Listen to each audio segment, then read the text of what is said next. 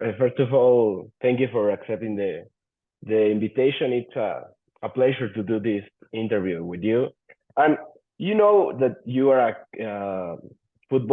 college football player, but you have a story behind in your life. How was your childhood in Philadelphia? My childhood, I like to say, thank God that I was blessed with.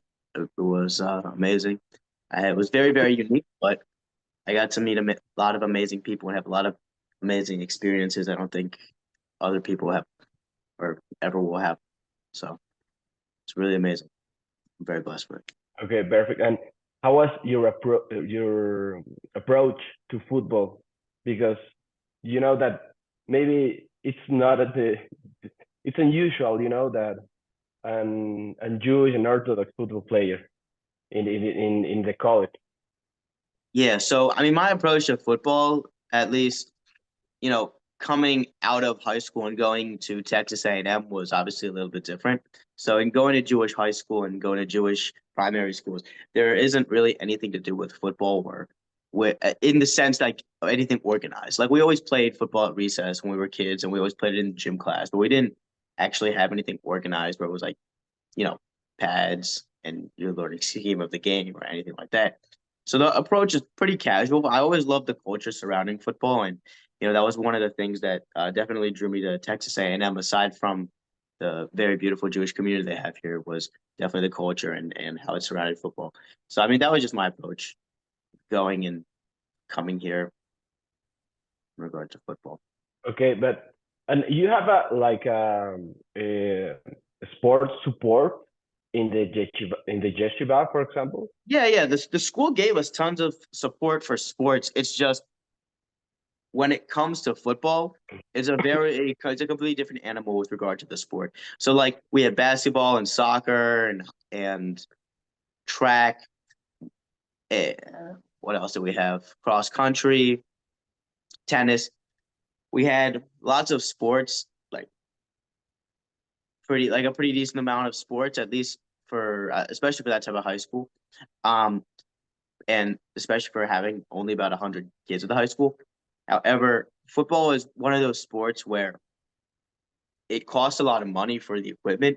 So because you have helmets and pads and jerseys and everything like that, and that can get expensive per player. But then on top of that, for football, you can't just hire one coach. For football, you need to have a decent amount of coaches. You need to have someone who coordinates the offense, someone who coordinates the defense. You need to have a head coach, yeah, at the very least, and then you need to have coaches positionally, and then there's lots of different positions. If you're going by offense, if you're going by defense, and then aside from that, you also need to have numbers because football is 11 on 11, which, as far as I'm concerned, I'm pretty sure is the most out of any sport that I've seen so far.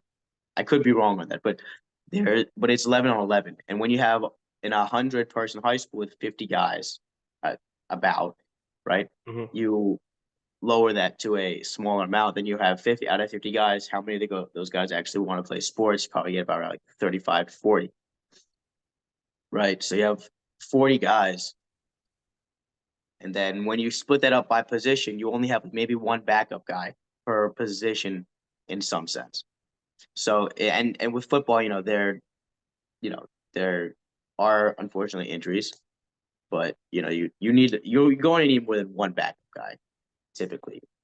And I mean that's just how it comes out to with the numbers. So it's really at the end of the day, it was more of a numbers game more than it was like an opportunity or not support game because the school would support it. It's just you would need to raise the money and then convince people to join, and then people would have to dedicate time to it, which is Yeah, in a yeah. school where you're going from 8 a.m. to 5 p.m. at night to dedicate time to a sport where you actually have to sit and study the sport is a completely different story. And you are the first Orthodox Jew to play in college football. What do you do differently? Well, my story comes a little bit differently. So because I didn't play in high school, I am what's considered a walk-on at Texas A&M University. A walk-on is someone who did not get recruited by the school, but they either tried out or the school asked them to come play, but they don't have a scholarship yet. So Okay. that's what I am. My story comes from essentially I would train outside of the facility because I had some different barriers to go around, considering the fact that I had no experience with the sport or played football at all. So I had to. So I trained outside their facility, and I would do my best to make connections. They brought me on eventually after about a year of training. So it was a lot more non-traditional. I might be the most non-traditional story, as far as walk-ons go. That's kind of how I got there.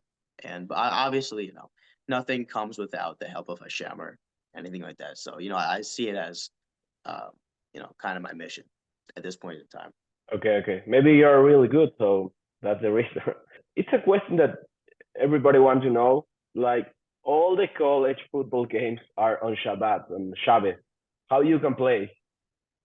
Yeah, so that's kind of a misconception. So it is true that primarily the games are on Saturdays. That is just a fact in college football. NFL games are on Sundays, right on Saturdays. High schools are on, Fridays. That's typically how it goes. With us, we're fortunate to be in a top conference with a lot of marquee games. And most of the time when you have marquee games, they tend to be at night. For most people that don't really know how Shabbat works, I could see where you could like have confusion where that happens. But Shabbat isn't like on Saturday, it's Friday night to Saturday night. So when you have a night game, right, especially if it's in the winter, Shabbat's going to end 6 o'clock. And if you have a game at 7 o'clock, the game's fully after Shabbat. So what I did was I looked through the schedule of our team over the past 10 years. And I calculated that about the average games after Shabbat is about 5.5. That's where at least part of the game is played after Shabbat. So it starts late enough that the game can go into after Shabbat. And that's about 5.5 regular season games. Then if you take the next, like the bowl games, which is a reward game that you would get for having at least 6 wins in a season. Many of those games have an opportunity to be after Shabbat. It can be very common. The best bowl games are on New Year's Eve. So it depends on when that falls out. And then there are, other games. So the potential per season can be somewhere between 7 and 9 games will be at least partly played after Shabbat. So that's If a kind of how game, that's how I calculated it out. And then at the end of the day, there's at maximum there's going to be 15 games in the season. I keep Shabbat Shabbat's prime. what's your biggest dream in football? With these restrictions, you can you know that it's difficult to go to the NFL. You know. Yeah, well, I mean the thing is though, I understand that there are restrictions. However, I also understand that my mission through football is a little bit different than just playing football, meaning that I'm very grateful for the spot that I'm in, and I love the sport. I love the methodology behind it and figuring it out. I also understand why God put me here and why God, essentially bent the boundaries of reality for me to be able to, participate in at this level in football. And so for me, the biggest thing is to make a Kiddush Hashem, is to encourage people to, you know, to love Hashem and, follow Yiddishkeit. Those for me are the prime things that, I've been blessed to have the platform and been afforded the platform to use to promote. So for me, my biggest dream would obviously, when first in regard to football, is to go professional. To prove that it's possible, to prove that you can be successful and you can be completely Shabbat observant and keep all the laws. That would be my ideal within regard to the sport. And for me, I never see anything as a barrier or as a restriction. I just see it as a different form of an advantage. And that's no different with Shabbat in football. I think there's a great advantage. Maybe it's not seen to the naked eye, but I definitely see it. And especially, when they say when you keep Shabbat, Shabbat keeps you. I find that to be very evident in my personal life. I hope I have aspirations for it, but at the end of the day, God controls the world, and wherever God puts me and thinks that I will be the biggest asset, I will be. And what are your opinion about the next season? My opinion about the next season. Well, Yeah. pretty grateful for the last season that we had. I'm very thankful for the team. I really, really love Jalen Hurts as a quarterback. I think he's a great guy and has great potential. I mean, he already showed that. I think he's just, and I've been saying that since people, even when people were knocking him. I love his work ethic. I love his personality. I think he's going to be a great leader to the team. They lost some players in the offseason, but they gained some players in the offseason. And I think, the Eagles, they have probably a tougher schedule this season.